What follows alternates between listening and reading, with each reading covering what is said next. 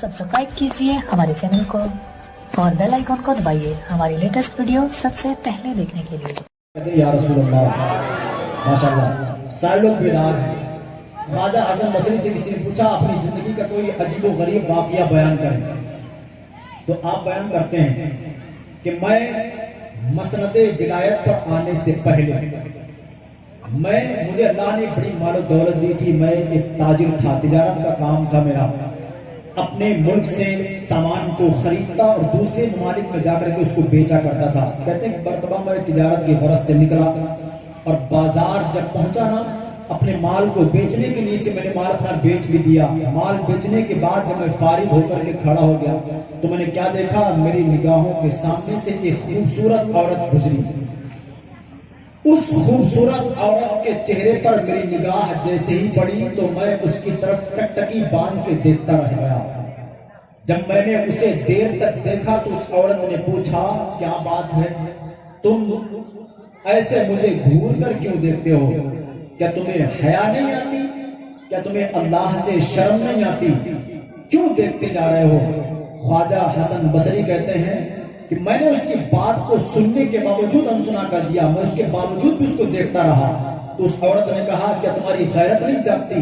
तुम एक जवान औरत को इस्लामिक मुल्क में होकर के इस तरह बदनिगाही से देखते हो, आखिर ऐसा मामला क्या है? तो जनाब ख्वाजा हसन बसरी खुद कहते हैं कि मैंने उस औरत से कहा, सुनो, मैंने तुम्हारे चेहरे पर जो बड़ी बड़ी दीदों वाली जो आंखों को मैंने देखा है ना, अब इन आंखों से नजरें हटाने को दिल नहीं करता। मैं तुम्हारी झील सी आंखों में डूब जाना चाहता हूँ। क्या मैं तुम्हारी आंखों का मतवाला हो गया हूँ? उस औरत ने कहा, मुझे तुम्हें मेरे पूरे चेहरे में, पूरे जिस्म में सिर्फ मेरी आंखें अच्छी लगी? कहा हाँ, मैं इन आंखों पर फरेफ्ता हो गया हूँ। अब सुनना प्यारे, दिल को छूने वाले जुमले ख्वाजा हसन बसरी खुद फरमाते हैं, दिल को छूने वाले जुमले। औरत ने कहा कि तुम्हें सिर्फ आंखें अच्छी लगी? कहा हाँ, मुझे तुम्हारी आंखें इतनी अच्छी लगी कि मैं इन आंखों में डूबना चाहता हूँ। उस औरत ने कहा, जरा देर ठहरो, हो सकता है कि तुम्हारा मतलूब पूरा हो जाए, तुम्हारा मकसद पूरा हो जाए। औरत घर गई और घर जाने के बाद कुछ देर के बाद ख्वाजा हसन बसरी कहते हैं, कुछ देर के बाद एक लौंडी को मैंने आते देखा जो अपने हाथ में तश्त लिए हुए है, एक थाली है, उस पर सुर्ख कपड़े से वो उसको ढका हुआ है, और मेरे पास आई। कहा कि ये मेरी मालिका ने, जिनकी मैं खिदमत करती हूँ, उन्होंने आपके पास भेजा है तोहफे के तौर पर, इसे कबूल फरमाए। ख्वाजा हसन बसरी कहते हैं, मैंने उस तश्त को लिया और जब कपड़े को हटाया तो मैं हैरान रह गया। मेरे पैरों के नीचे से जमीन खिसक गई। मैंने देखा क्या कि उस थाली के अंदर दो आंखें मौजूद थी और साथ ही साथ में कागज के पुर्जे पर लिखा हुआ था, ऐ अल्लाह के बंदे, जो तेरा मकसूद था वो पूरा हो गया। मैं अपने चेहरे पर ऐसी चीज को रखना ही नहीं चाहती जिसके जरिए से अल्लाह का एक बंदा गफलत में पड़ जाए और वो अल्लाह की राह से भटक जाए। अल्लाह अकबर। कहते हैं कि अब मैं इतना रोया, ज़ारो तुतार इतना रोया कि मुझसे रोते रोते मेरी दाढ़ी तर हो गई। जैसे कि तैसे मेरा दिन गुजर गया। जब शाम हुई तो मैं शाम को रात में सोया तो सोने से पहले मुझे फिक्र हुई कि अब मैंने रात भर तौबा और इस्तिग़फ़ार में गुजारी, अब अल्लाह से तौबा तो कर ली, चलो क्यों ना उस औरत से तो माफी मांगी जाए जिसने अपनी आंखों को निकाल कर मेरे वास्ते भेज दिया है। मैं उसे क्या जवाब दूंगा? रोज़े क़यामत वो मेरा दामन पकड़ेगी। सुनना प्यारे, अब आप जब सो गए हैं रात में, जैसे तैसे रात कटी, सुबह हुई तो कहा चलो औरत से भी माफी मांग लें। जब औरत के दरवाजे पर गए तो क्या देखा कि औरत का जनाजा निकल रहा था, औरत का जनाजा निकल रहा था। अब तो और गए। हसन बसरी कहते हैं कि अब मेरी हालत और ज्यादा खस्ता हो गई। फिर मैंने जैसे तैसे रो धो के अपना दिन गुजारा। जब शाम हुई तो मैं तौबा इस्तिग़फ़ार करते करते मेरी आंख जब लग गई तो मैंने ख्वाब में उसी औरत को पाया। जब औरत को पाया تو اس عورت نے آ کر کہا اے حسن بصری تمہارا مطلوب پورا ہو گیا۔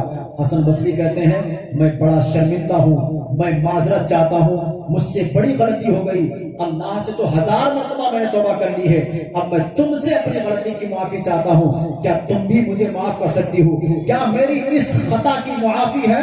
تو حسن بصری کہتے ہیں کہ اس عورت نے کہا اے حسن اگر تم چاہتے ہو کہ اللہ کے یہاں سرخروئی حاصل ہو جائے، اللہ تمہیں دنیا میں بھی عزت دے دے اور آخرت میں بھی عزت دے دے، تو سنو اپنی زبان کو اللہ کے ذکر سے تر کیے رکھنا۔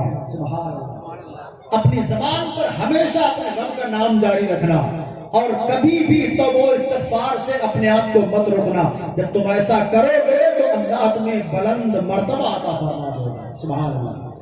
ان جلسوں کی ضرورت ہے جن میں سے یہ نصیحتیں حاصل ہوں، جن میں سے ہماری زندگیاں بدل جائیں۔ ہم صرف نعرے لگانے والے جلسے بہت ہم نے کر لیے، میں نے بھی کافی سال نظامت کے میدان میں کام کیا، پروگرام کیے کافی طریقے سے، مگر جب میں نے کتابوں کو پڑھا، قریب سے اصلاح کرنے والے علماء کو دیکھا، تو اللہ کی قسم میں نے بھی فیصلہ کیا اب مجھے واہوائی کی ضرورت نہیں بلکہ اپنی قبر کو سنوارنے کی ضرورت ہے نا؟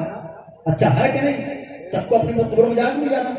جب اس طرح کی بات ہوتی تو لوگ سناٹے میں آ جاتے ہیں، نیند کا غلبہ طاری ہو جاتا ہے، یہ شیطان کی ایک مار ایک چال ہے، وہ ایسی باتیں سننے نہیں دینا چاہتا۔ دعائیں کیا کرو کہ اللہ تعالیٰ ہم سب کو جلد سے جلد توبہ کی توفیق عطا فرمائے، ہے نا؟ اللہ تعالیٰ اس جلسے میں آنے کا مقصد ہمارا قبول فرمائے۔ جن حضرات نے جس انداز سے جس طرح سے بھی اس جلسے میں شرکت کی، مولا تعالیٰ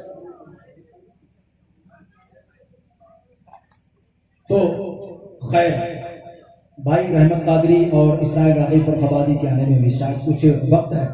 میں چاہتا ہوں کہ آپ کے گاؤں کی ایک آواز کو آپ کی سماعتوں کے حوالے کر دیں۔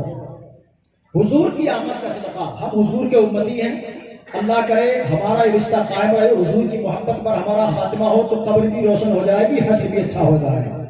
حضور کے نقش قدم پر ایک شاعر کہتا ہے کہ جس جگہ آپ کا نقش کف پا ہوتا ہے، اب ایک بار مسکرا کے کہتے ہیں سبحان اللہ۔ نبی کی برسی میں آئے تو مسکرانا بھی سیکھا کریں، مسکرانا میرے آقا علیہ السلام کی سنت ہے، تہ تہ سے بچے رہا کریں کہ جس جگہ آپ کا نقش کف پا ہوتا ہے اس پہ لکھا ہوا منزل کا پتہ ہوتا ہے، اس پہ لکھا ہوا منزل کا پتہ ہوتا ہے۔